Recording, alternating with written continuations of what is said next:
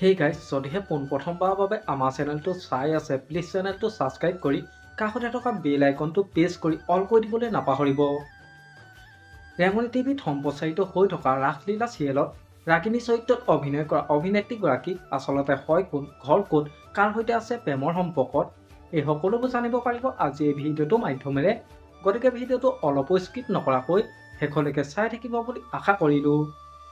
ৰেঙনি চেনেলত সম্প্ৰচাৰিত হৈ থকা ৰাসলীলা চিৰিয়েলত ৰাগিনী চৰিত্ৰত অভিনয় কৰা অভিনেত্ৰীগৰাকী আচল নাম হৈছে বাবলি বৰা। বাবলি বৰাৰ জন্ম হৈছিল 5 জানুৱাৰী তাৰিখে নগাঁও জিলা কামপুৰত। বাবলি বৰা পৰিয়ালত মা আৰু তেওঁ বাইক 5 গৰাকী আছে। বাবলি বৰাৰ শিক্ষাগত অৰ্হতা হৈছে তেওঁ স্কুল পঢ়িছিল কামপুৰত আৰু HSLC পাছ কৰিছে ষ্টেট মিউজিক কলেজৰ পৰা আৰু গ্ৰেজুৱেশ্যন কমপ্লিট কৰিছে চিটি কলেজৰ পৰা। বাবলি বৰাই অভিনয় কৰা দুখনমান চিৰিয়েলৰ নাম হৈছে তেওঁ প্ৰথম অভিনয় কৰিছিল ৰুণজুণ আৰু আকাশৰ ঠিকনা বিচাৰি, নুপুৰ, কাঞ্চন, মৰিচিকা আৰু ফুট গধূলি আৰু বৰ্তমান ৰেঙনি চেনেলত সম্প্ৰচাৰিত হৈ থকা ৰাসলীলা চিৰিয়েলত এডভোকেট ৰাগিনী চৰিত্ৰত অভিনয় কৰি আছে।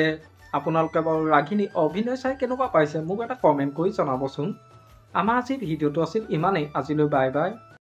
মৰম সানি দিম তোমাৰে দেহত, সপোন আঁকি দিম প্ৰতি পদকত, ইয়াৰে কোণত হৈ ৰং